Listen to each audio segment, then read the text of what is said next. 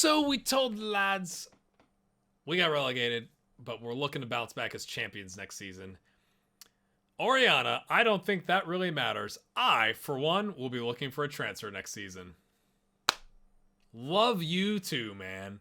Let's see. Diego Allende is hurt. Raul is offended. I'm not a big fan of Raul, to be honest with you. Prats is hurt. That's why we have these meetings. You all have a right to an opinion here. I don't think I've got any other options but to ask for a move early. Nothing you've said can change the fact it's time to go. I want you all to enjoy your breaks. Goodbye. I'm happy with what's... It's not gone. It's not... Oh, dear. Oh, dear. Oh, dear. Well, my friends, we just got relegated to the 3rd tier in Spain, and our chairperson, Albert Ferrer, has announced an injection of 2.4 million into the club coffers in order to help with the club's running costs. Because we are so destitute. Why did we need 2.4 million? We have 8 million in the bank now, so prior to that we had 5.6. I mean, we're going to spend 100 grand a week. Yeah, okay, but like, seems a little bit like we might be taking some illicit money over here and pumping into the club. I'm sure it'll be fine. As you can imagine, we have lots of players that are unhappy. So many, in fact, that I've had to make promises to Altair, James, Marmol, Oriana, Pampin, Gaston, and Prats that we will be promoted next season. At the end of the day, my contract runs out at the end of the next season, so if we don't do it and they're all mad and want to leave, I will be leaving with them, so it doesn't really matter now, does it? So I'm going to walk you through chronologically how this transfer window has gone. So we've signed a player named Sergio Aguza. He has a clear medical history until he gets to our medical staff, our crack warriors of 12 physiotherapy. We're paying him 4.3 grand a week, which is a tad rich for this level, but he's darn good. Look at that. 4-star at this level, and also doesn't not like big matches, actually enjoys big matches. That's kind of nice to have, I'd say. Welcome to the team, sir. We're gonna probably need you. And in case you're wondering where he played before, he was at Real Murcia last season, who now are still in the league. So, I mean, it is 698 at this level. That seems good. Before that, he was a Real Madrid. We've signed a Real Madrid player. Remember how the board injected money into the club? I think this is what they're doing. They're injecting money into the club, and they're going to extract the money out through transfers, and it'll be clean money. I think that's what's happening. That probably sounds bad, because now that we know that Gerard Piqué owns the club. But you get the point. You get what I'm saying. They have sold Diego Pampin out from underneath me. I said we can't afford to lose him. They said tough. 1.3 million, which is at the top end of his range. He actually has a 1.8 million release clause for us getting relegated, but we went ahead and accepted 1.3 for reasons, even though I was going to be able to try to convince him to stay, and we get 20% of the profit of the next sale, and we get to arrange a friendly. Well, that makes up for the 500,000 euros now, doesn't it? The good news is now August 19th, and we are evens odds to go up. Cartagena is at 13-8, and Barcelona B and Villarreal B are the next two teams, but we are strong favorites to go up. And I also thought it was kind of funny having priced this at 401 to go down. They obviously believe that we're one of the teams who shouldn't be worried about relegation. Well, is that supposed to make me feel better? Why don't we talk about these? I mean, it does appear, but you know what I'm saying? Like, it's a weird thing to throw in.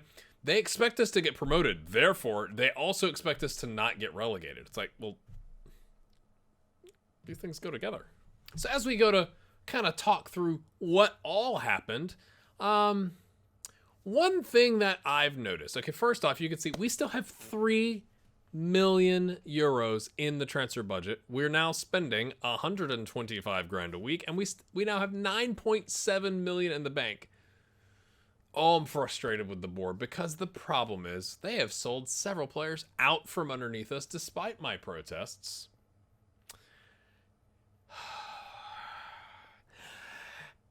And it's really hard to convince anybody that's any good, especially a young player, to come down to the third tier in the Spanish leagues.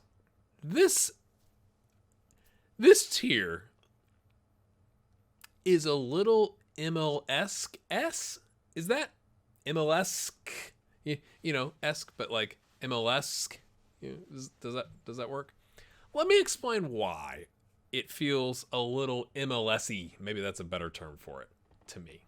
Here we are on the rules page, which, again, my friends, if you are playing your own saves, I highly recommend you look at the rules, especially if you move clubs a lot. I've learned that over many years of being the Relegation Ranger. So, as you can see, first things first, if we want to go straight up, we must win the league. If we do not win the league, it goes into a promotion playoff, and we're not going to worry about that because we are going to win the league, he says confidently. We played 38 games. Okay. And importantly, you get 3 wins, 3 points for a win and 1 point for a draw. The laws of the game have not changed in the third division. Fantastic. The squad must have no more than 4 players who have been registered for a different team, and the playing 11 must have at least 7 players who have been registered for the first team. Okay, you're like, well, okay, I guess that means like you can't just be like pulling up youth prospects all the time, like, but it kind of caught my attention, you know? That's interesting. And if a player has played for a different team, it doesn't say a different team in this league. It just says a different team. The squad must have no more than 4 players who have been registered for a different team. So, like, ever? Like, that doesn't make any sense. I think it means I can't poach somebody from another Primera Ref Futures Grupo Dos. I'm sure that's how they say it. Team. And then just use them. Maybe that's what that is designed. It's designed to stop the poaching. Okay, results between teams. Okay, this is very important. There's a reason I'm showing you this page, my friends. Goal difference and goals scored. Okay, that logical. Fantastic. Then you scroll down a little bit. And you get to the transfer windows and squad registration. I'm not worried about the transfer windows. There's windows. Fantastic. The squad registration. You can only have 3 goalkeepers in the squad. Oh, okay. But the playing 11 must have 7 players who have been registered for the first team. So you have to be careful with that. You can't just be like, I'll just pull up a youth prospect. Also, our youth prospects are terrible. So you gotta be careful with that. Maximum of 21 outfield players in the squad. So that's like a starting 10 aside from the goalkeeper, all with 1 replacement and 1 more player. And the maximum squad size is 24. And this is the kicker, my friends. Maybe you've already seen it. Maximum of 18 over 23 players born before January 1st, 2001. So what that means realistically, okay, the board, if we go back to our club vision, the board, they're still devastated. I am flabbergasted by that. The board wants to sign players under the age of 23 for the first team. Well, that makes complete sense because, well, you can have 18 over 23 players. So you can still have a squad of mostly over 23 players. But the board don't like that. And they want us to, you know, obviously we have to have them registered. So we can't just go pick up some like under 19 player in January that's played for another team and like pull them in. So realistically, if you have 2 goalkeepers that are not youth prospects, right? Maybe you don't register a 3rd goalkeeper because you can always pull one of your youth ones up, and as long as 7 of the players are registered for the first team, you're good.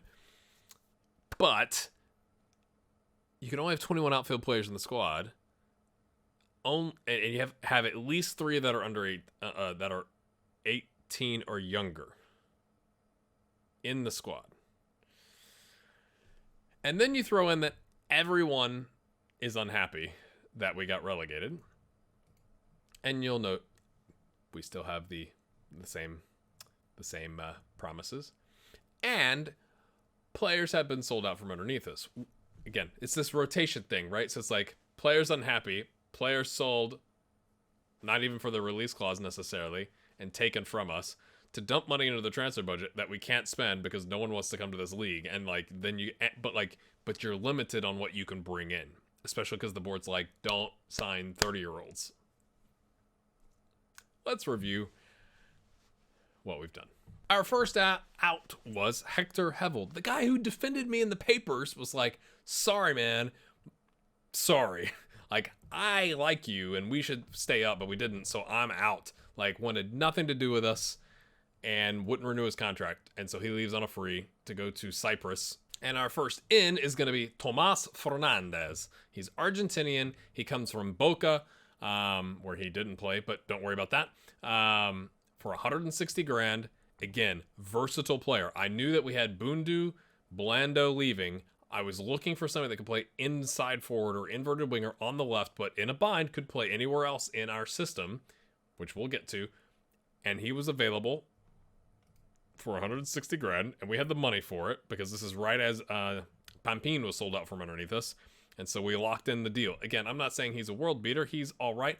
Our scouts aren't as good, right? We thought he was 3.5 to 4 stars. Turns out he's 3 stars. But again, for the price you paid at this level, 160 grand, and he's got a 1 point, that's a 10x release clause, right? 1.6 million.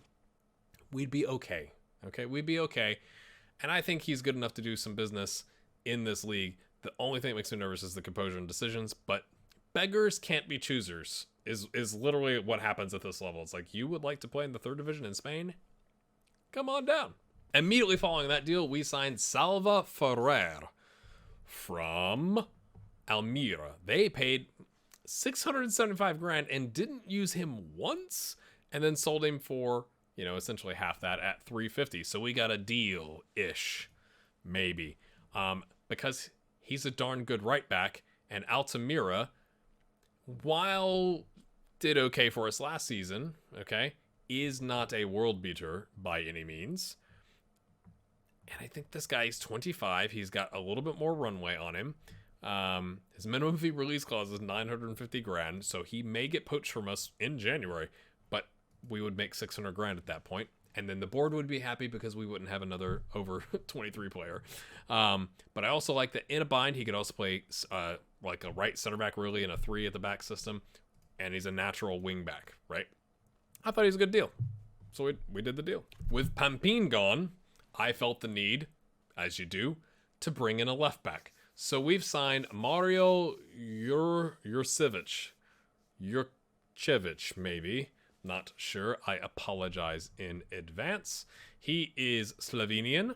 Also, we have to sign, EU players, so that's a whole thing. Got him on a free. He only played 3 appearances last season, all substitutions at a 6.75. Not the best level, but like when you look at the stats, 14 crossing, and what I thought was, okay, his tackling and marking is an 11. We are expected to get promoted, so I think we should be scoring lots of goals. I think having a little bit better crossing is worth the cost in the marking and the tackling, at least right now. Technically, he can play other roles in a bind. Again, we're talking MLS and being flexible, but really, he's a left back. So Pampin goes out, and like the next day, we already had him in on trial. Next day, I was like, yeah, let's just go ahead and make sure, because left and right backs I'm finding very difficult to find in FM. And then both our goalkeepers left. Yeah, they refused to re-sign contracts. Like I said, lots of players very unhappy we got relegated. Not my fault. Not my February. What February? Nothing happened in February. Oscar Whaley. That's quite the interesting combination, if you ask me. He's Spanish, English, and Mexican. So that probably explains that. He's all right. He agreed to backup terms. And honestly, I wanted him to do backup terms because I wasn't sure if we're going to find a better one, but we also had to have a goalkeeper. Kind of important in the game of footy to have a goalkeeper in between the sticks, especially something that's not like a randomly generated trialist, whatever FM calls it, like when it's a grayed out player when all your goalkeepers are injured and they're like, yeah, you can bring this random thing in, sure.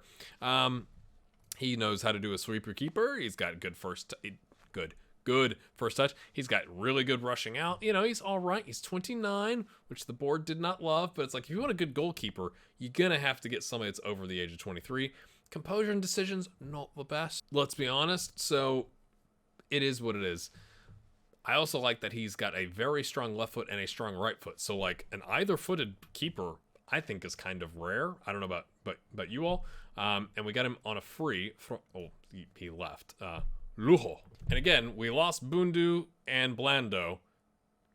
The club said we'd rather they have new opportunities to explore, new horizons. It wasn't even like we want to give them a chance in the first team. It was just like, we just don't want them playing with you. So we went and got Cedric Tuchert. He is German from Hanover, well, from really Nuremberg, but he was picked up by Hanover for 150 grand. They only gave him 8 substitute appearances with 1 goal, 6.75 last season. What I liked about him is he can play on the left, he can play as the 10, he can play on the right wing. He is fairly strong and very strong, so like I'm not completely two-footed, but like he can play wherever we need him to, and he can play at the striker position. He's $8 grand a week. At the time that we brought him in, we didn't have all the money sitting in the transfer budget that we do now, so we didn't buy him, but his contract with Hanover is only good until the end of this year, so I'm kind of hoping we keep tabs on this. Maybe in January we like, you wanna just like go ahead and sign with us, or maybe we go ahead and offer them like a really cheap rate now that we have the money for it. But I wanted to see how he performed, because he does have to adapt to, being in Spain versus in Germany. We'll see how he does. That was followed up by picking up Alessandro Sarsanti. Again, we're talking, we want players that can play in multiple positions that are also under the age of 23. Good luck, GHG. That's where this guy comes in. He was picked up by Juve for 700 grand to play in their next gen program 2 seasons ago, and they let him go on a free. Again, I'm not under any idea that he is a worldie. He is a 2.5 star right winger in like a 4-4-2. Okay. But he can also, in a bind, play an attacking wingback. Again, thinking we should be getting promoted. Maybe the 10 tackling isn't the end of the world if he can be aggressive and we can give him some game time at right back. Or in the middle, he could play a Mazzala or a Carolero or a box-to-box midfielder. His finishing's not so good, but you see the idea here. He can play in multiple positions. His contract has an €875 release clause, and we're paying him 2.4 grand a week. I think it's good business for the future. You have to be very careful. The board was like, why are you signing 30-year-old players? It's like, whoa, chill out. And then we picked up a starting goalkeeper. He's the first choice goalkeeper. The goal is to sign a goalkeeper that there's one currently playing in an American league, I believe, and one playing someplace else that I can't remember, and they are not interested in signing for us because we are currently in the 3rd division. So the goal is to hopefully get so far ahead in the first half of the season that maybe they go like, yeah, like if we don't get promoted, then I'll leave, something like that. I don't know. He's all right. He's a 3-star, but like, imagine both of your goalkeepers walk out the door. You have no youth prospects, and it's like, oh no, we have to sign someone before they all disappear on the market. So that's why we went and picked up Oscar, and we picked up Ramon very shortly thereafter. And if one of them is better than the other, then that person we just started, they're both 3 stars. It's not that big of a deal to me, and we paid nothing. Ding! And as we signed the goalkeeper a couple days later, Yokobo left. He was making a massive stink. He did not want to be down in the 3rd division. So we sold him to Venezia. They initially came in for like 300 grand. I was like, no. And then we put him up for 500 and they snapped him right up. Again, I'm guessing we got him for free. It doesn't say because it happened in reality. He's all right? Like, he did okay for us last season. He did a 6.75 with 4 goals. But he's not worldy, and it's like, well, the locker room's upset. He's over 26. Like, get rid of him. Bring in somebody that's younger. What do you want me to do? And then we also picked up Francisco Varela. Easy for me to say, right? On a free from Alcoyano, who also played this level, and he did a 6.8 last season. He's got a €700,000 release clause. He's 28. He's also a left back because I had an inkling feeling, my friends, we were going to need 2 left backs. More on that in a moment. He took a squad player contract. Again, he's all around pretty good. His crossing's not as good as the other guy, but his tackling and passing are, like, they're both about the same.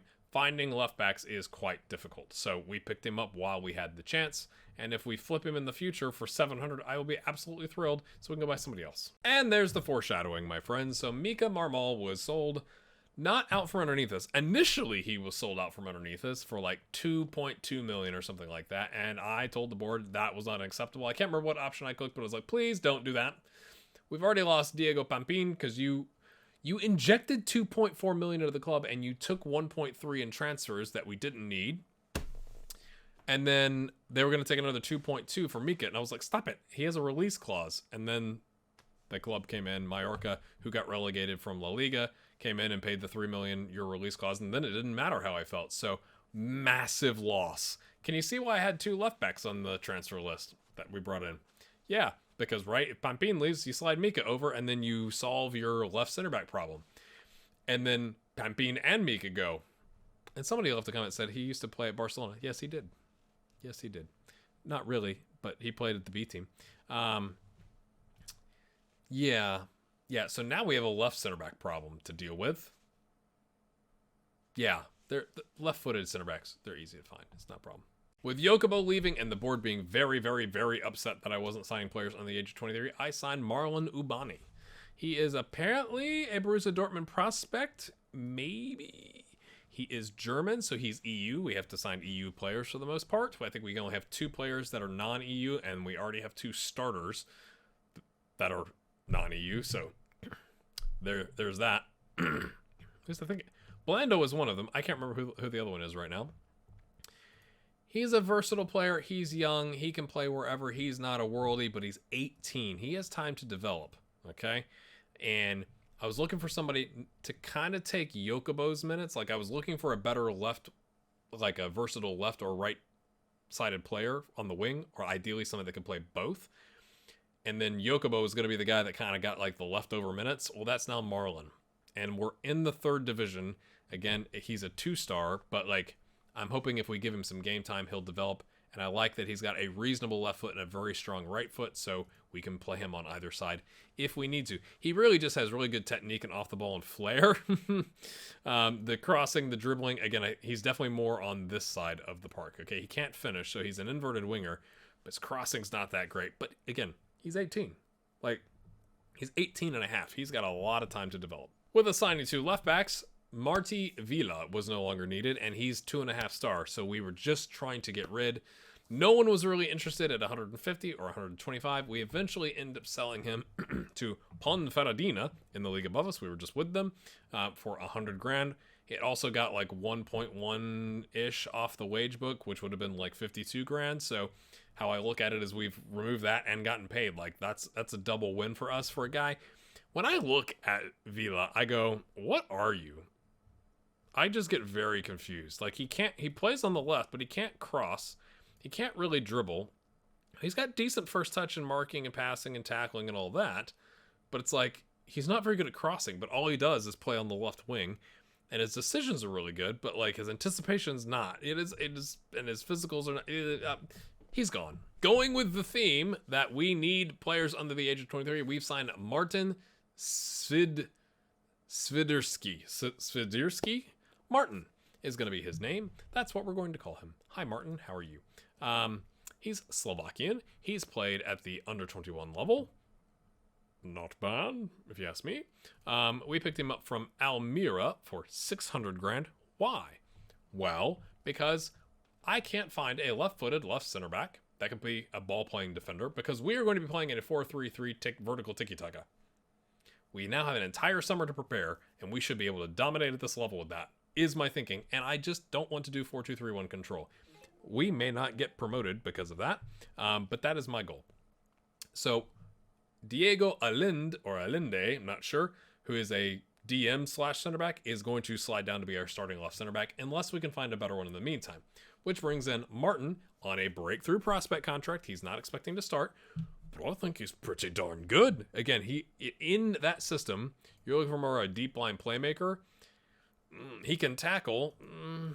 The off the ball is not so great. So if we leave him on defend, he's okay. Again, in a bind, in a very big bind, he could play center back. He's not completely, equal footed, but he's all right. He's 20 years old. He's about to be 21, but he's 20 years old. Board's happy about that. And I think he's got a 2.5 million release clause. I think if he doesn't work out, we get paid. I think he's going to work out. Like, I think this is a guy that I could see playing the next season if he develops well enough. So that's what we did. And as I noted earlier, you can only register so many players that are over the age of 23, and we were running out of room because we were improving the squad elsewhere. So Manuel Nieto, I hated to sell this guy, to be honest with you, primarily because of his pink-purple hair. Like, I think he's very distinctive. And he's actually not half bad. He did all right in preseason on the wings playing for us. And like, he is a Yokobo. That's how I look at it. Or Jokobo. No one left a comment like that on the first 13 episodes, so I'm going to go with Yokobo. And like, man, he's 25. He still had a little bit of runway to maybe develop a little bit further. And we had to sell him for 75 grand because it's just like, I literally cannot register. I have too many players. So he had to go. That was kind of a bummer. Again, like, he's not some world beater, right? But it's like, it's just kind of a bummer when you're like, oh man, I could have used you. And now I've got that German kid who's not very good in your spot. Great. And last but not least, because we were getting rid of a over 23 player, we can sign an under 23 player that makes the board happy and works with the squad registration rules in the league. And we signed Lauren Zuniga, maybe, from Malaga. He is Spanish and Ecuadorian. Oh, I butchered that, surely. Equatorial Guinean. Okay? Like, I know the country, I just can't say it. And again, you think of a player with a fairly strong left foot and a very strong right foot. I'm thinking more on the right for him because we have the German guy on the left, but you're looking for a guy who can play in all three roles. Versatile players. I do not trust our sports science and physio staff that have like an average of 10, maybe 12 if we're lucky on a good day. I'm expecting injuries at this level, so having somebody that can play, wherever we need him to is a good deal. And we spent 250 grand on him. He's got a 2 million euro release clause. Again, 250 seems like a lot for a player like this in some instances, but then I go, well, we just sold Vila for 75 grand or 100 grand and Nieto for 75 grand on, a fire sale price. This guy's all right ish. Am I trying to talk myself into it? Maybe. And just last but not least, here's all the players that left. Either Carlos Martinez retired, Raul, goalkeeper, left. Nico Ratti, backup goalkeeper, left. That guy left. Ruben Bover, who was our captain at that one point with 4, left because we didn't re-sign him. And then some other players that weren't all that important. From a staff standpoint, this is last season. Nobody new coming in, but we have signed Jose Manuel Narvaez as a performance analyst. He's a realist, but he likes 4-3-3 tiki-taka, so he fits in. And Ade Yagui, maybe, with a 12 sport. I said it was 12. Didn't I? Yeah, it is. And I promise you, because there's like 5% of people that are just super OCD about squad numbers. So I've tried to go through. I thought it was just very interesting. You can only do 1 through 24. I think that's a fascinating thing to have. It's like a thing with the league, I think. Because I don't think that was the case last season in La Liga 2. So I've tried to kind of like, I put Ramon as the 1, even though Oscar prefers the 1, because Ramon right now is the number 1. We kept Villanova. We have Altair, so that's Villanova's like the backup, so he gets a 16 because I was running out of numbers. Altair gets a 3. Mario on the left wing gets a 4. Salva on the right gets a 5. Yeah, so we gave auto number. No, we didn't auto number. We did not auto number, is what I was trying to say. This also gives you an idea of what the squad looks like right now. So we have Ramon Juan, Ferrer, the new player, Altair, Alinde, who's unhappy and wants to leave. So that's a risk for us because we don't have any other left-footed center backs. But again, when you look at this guy right here, ball-playing defender, fairly strong and also very strong right-footed. He's not Mika, okay? He's not. But he's a good substitute. And he did all right last season for us, right? He did a 6.7. I think his form actually was better once we started managing, right? Like, when you look here, that's friendlies. Okay, let's go back to here. But still, not bad. He had one really horrific game and one not great game. But other than that, he did all right. So he's going to be our left center back to start. Oriana, I'm a little afraid. FC Midland is very interested. But I think the transfer window's closed.